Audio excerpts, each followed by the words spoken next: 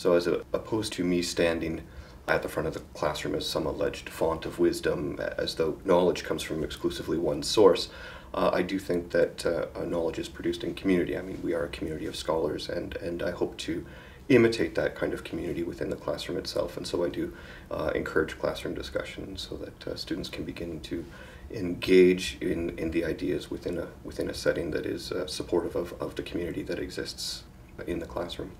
It's very based in class discussion, a lot more than a lot of other classes, and it's just very, very interesting. Mostly that's conversation driven. He doesn't stand up there and lecture. He introduces a topic and invites us to have our own ideas about it, which is great. It's different from a lot of other courses I take. But he feels as much a participant in the class. He's not just leading discussions, but he's also interested in listening to our ideas individually and encouraging that.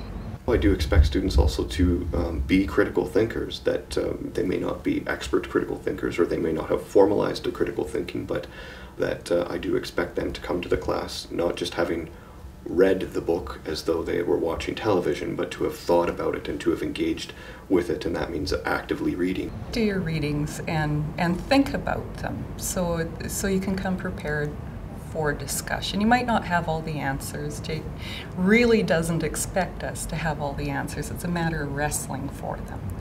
He doesn't just say, okay, good, and move on. He engages with it and makes you push it a little further than you might have thought of just on your own.